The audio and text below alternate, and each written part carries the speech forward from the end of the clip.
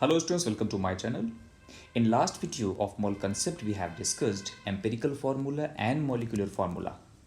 Okay, so empirical formula was just the simple ratio and molecular formula is the exact form of formula in which how many elements are being coupled. Okay, empirical shows the ratio only. Likewise, just like you can see the carbohydrate, that is the glucose. One of the example of carbohydrate is the glucose. Okay, now the glucose molecule can be written as like this empirically and molecularly like this C6H12O6 and the simple ratio is CH2O whole. Right bracket लगा दिया, whole N कर सकते थे, यानी कि जो भी हम यहाँ पे लिखेंगे CH2O होल एन. अब एन की वैल्यू क्या है यहाँ पर? एन की वैल्यू यहाँ पर 6. करेक्ट. तो सिंपल रेशियो क्या है? ये एम्पेरिकल फार्मूला दिखाता है, दिस वन. और एग्जैक्ट फार्मूला क्या होता है? C6H12O6. And you can see the structure as we have discussed later. It as shown. And this The was the value formula. of n can be obtained. Molecular formula is equal to n into empirical formula. Note the point. n क्या होगा? Integer होगा. अभी हमने आपको दिखाया, देखें, फिर से देखें, अच्छे से समझ लें पूरे कंसेप्ट को. अगर आपको ग्लूकोज लिखने को बोला गया, राइट, तो ग्लूकोज का फार्मूला क्या है? आप कहोगे CH2O. अंडरस्टूड हुआ, राइट. CH2 तो क्या एम्पेरिकल फार्मूला है, हमने n लगा दिया तो ये क्या हो गया? Exact molecular formula. और क्योंकि यहाँ पर n इज इक्वल टू क्या है? 6, तभी तो जब हम n को मल्टीप्लाई करेंगे, यानी 6 की वैल्यू मल्टीप्लाई करेंगे तो C6 हो जाएगा. H की जगह पे 6 2 12, ऑक्सीजन 6 हो जाएगा. 6 carbon, 12 hydrogen, 6 oxygen are being added in glucose, right. These are bonded. Okay, now again By dividing the molecular mass with the empirical formula mass. note it. The empirical formula mass is the sum of the atomic masses of the atoms present in the element. The value of n is what? Value of n क्या होनी चाहिए? Value एक integer होना चाहिए, यानी 1 2 3 4 5 6 anything. Integer value मतलब समझ गए? n की वैल्यू इंटीजर, यानी कि डेसिमल में ना हो, फ्रैक्शंस में ना हो, इंटीजर में होगी. समझ गए ना? 1 2 3 4 5 6 ऐसा नहीं होगा, 1.5 1.3 ऐसा नहीं होगा, राइट. n क्या होगा? इंटीजर होगा. अब देखें फॉर्मूला को क्या बताता है? Molecular formula is equal to n into empirical formula. Understood हुआ. और n के खुद का फॉर्मूला क्या होगा? n का भी एक फॉर्मूला होगा, जैसे हम कहेंगे ऐसे molecular mass upon empirical formula mass. और एम्पेरिकल फॉर्मूला मास होता क्या है? Sum of atomic masses of the atom present in the element. Okay, जितने भी एटॉमिक मास है उनको ऐड कर देंगे, मॉलिक्यूलर मास भी ऐड कर लेंगे. देखें जरा अच्छे से. Let's say we have a compound CH2. The empirical formula of the compound will be the sum of the atomic masses of one carbon atom and 2 hydrogen atoms, Note the point. which is 14 gram mole. Note the point. 14.0 Now- gram mole. Let's say that we know the molecular mass of the compound is 28 gram mole. Thus, 28 divided by 14 gives us 2. समझ गए ना? Then, molecular mass क्या होगा? याद रखो, जो empirical formula दिखाएगा वो क्या दिखाएगा? इंटरेस्टिंग पॉइंट है, अच्छे समझेंगे. मॉलिक्यूलर मास दिखा रहा है आपको कितना? 28. कैसे? बहुत इजी पॉइंट है, अच्छे से काउंट करके देखें, प्रॉपर्ली समझ में आ जाएगा. ठीक है. CH2 ग्लूकोज के लिए बात की जा रही है. C6H12O6 काउंट करो. we multiply 2 by the देखिए empirical जरा, formula CH2 के लिए बात कर रहे हैं. CH2 only. CH2 के लिए एम्पेरिकल कितना आया? 14.0 ग्राम मोल. मॉलिक्यूलर मास कितना आया? 28 ग्राम मोल. अब n की वैल्यू क्या आ जाएगी? 28 डिवाइडेड बाई 14, जो कि क्या है? Molecular mass upon empirical formula mass, जो कि कितनी आ जाएगी वैल्यू? 2. ये देखो get C2H4. C2H4 molecular formula कितना हो जाएगा? We Apply कर देंगे. learned how to calculate molar mass, percentage composition, empirical formula, and molecular formula. चारों चीजें एक But साथ when कैसे do we form apply these calculations in chemistry? Let's say we have conducted an experiment and obtained a compound that has 29.11% sodium, 40.51% sulfur, and 30.38% oxygen. And the molar mass of the compound is 158.1 gram. How can we determine the empirical and molecular formula of this compound? Noted. First, we have to convert the mass percent to gram. As we have पहले जो पहला topic होगा इसमें आपको ये बताना है, देखें क्वेश्चन कैसे पूछा जाएगा आपसे. You will be asked that a compound having element sodium, sulphur and oxygen, what should be the percentage composition and empirical formula and molecular formula. Exactly. ठीक है, तो क्या तरीका होगा, ये एक ऐसा डायग्राम बना, मतलब ऐसा एक चार्ट बनाएंगे या यू कैन ऐसी टेबल बनाएंगे जिसमें पहले क्या लिखेंगे, elements of the compound, percentage composition, molar mass और वैल्यू इन ग्राम्स. तो पहले हमने वैल्यू इन ग्राम्स में रख लिया. करेक्ट. देखें बहुत अच्छे इंटरेस्टिंग पॉइंट है यहाँ पर. the values in mass percent, we can consider the value of the sample as 100 gram and then convert the percent values to gram. Understood? Next, we have to determine the number of moles in each element. Divide Moles the in- mass of element in gram with the atomic mass of the element.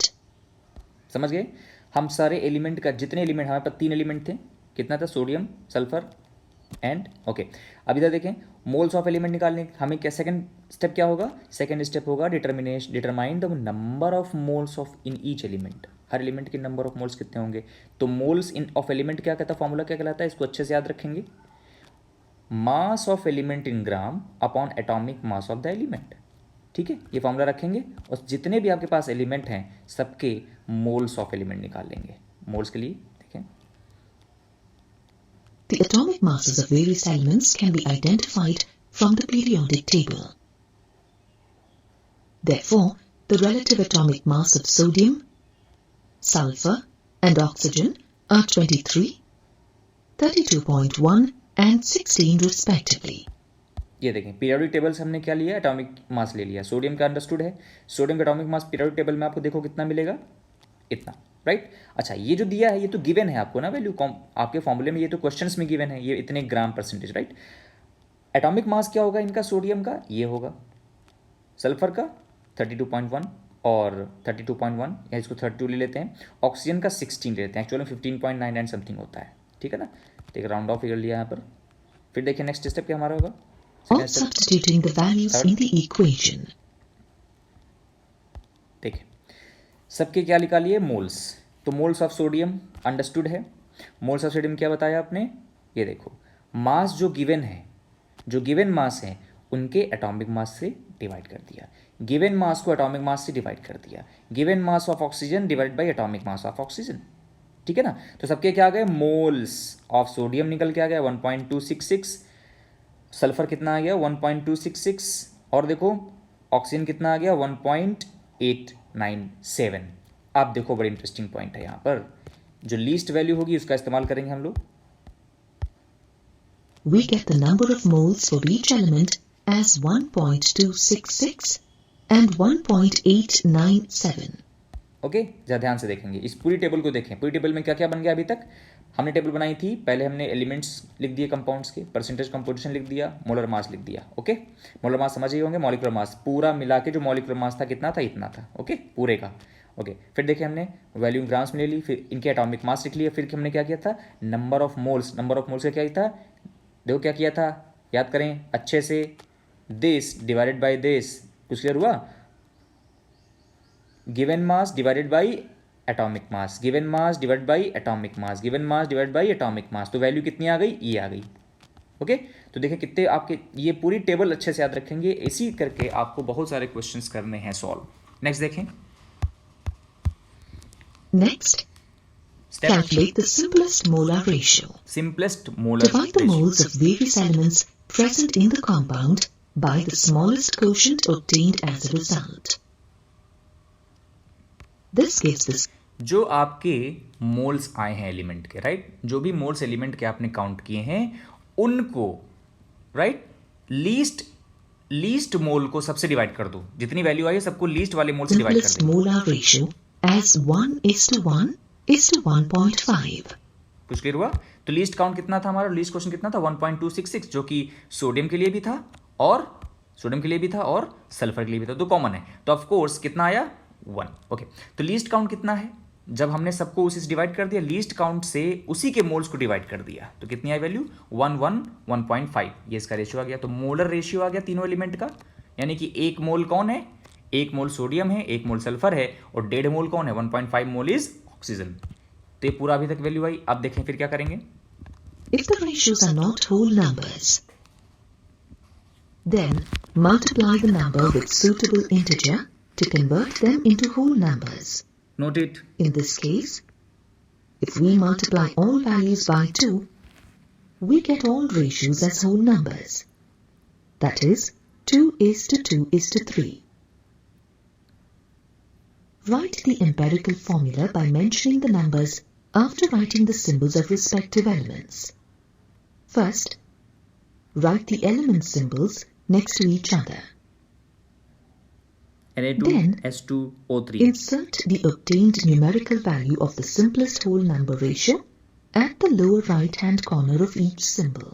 And this is the formula. This gives the empirical formula of the compound. Empirical That formula is क्या है, table से होना है। Na2 आपने table देखी कैसे कैसे किया, उसी टेबल के अकॉर्डिंग सारे क्वेश्चन सॉल्व होंगे, जैसे हमने टेबल आपको बताई है। अभी देखें फिर से। S2O3. Now, let's see the steps to determine the molecular formula. First, calculate the empirical formula mass. The empirical formula mass can be obtained by adding the atomic masses of all the atoms present in the empirical formula, which is 158.1 gram. सारे count कर लिए empirical में। Now, divide the molar mass by the empirical formula mass to identify the value of n, which we get as 1. समझिए गए? Then, सारी जो value आई है empirical में 158.8 आया था, और मोलर मास कितना गिवन था, मोलर मास पूरे मॉलिक्यूल का आपको गिवन था क्वेश्चन में, कितना था 158.1, और एम्पिरिकल फार्मूला मास कितना निकल के आया था, एम्पिरिकल फार्मूला मास भी कितना निकल गया 158.1। तो हमने क्या किया, मॉलिक्यूलर मास को एम्पिरिकल फार्मूला मास से डिवाइड कर दिया, तो वैल्यू क्या आ गई अल्टीमेटली 1। अब हम देखो क्या करेंगे, अब हम मॉलिक्यूलर फार्मूला और एम्पिरिकल फार्मूला का रिलेशन लगाएंगे। molecular formula of a compound can be determined by multiplying empirical formula of the compound with n. In this case, n की वैल्यू आपने पता ही है, अभी अभी निकाली है 1, यानी कि molecular formula is equal to 1 into empirical formula, जो कि क्या हो जाएगा, सेम हो जाएगा, यानी कि एम्पेरिकल फार्मूला और मॉलिक्यूलर फार्मूला यहाँ पर सेम है। the molecular formula will be the same as the empirical formula.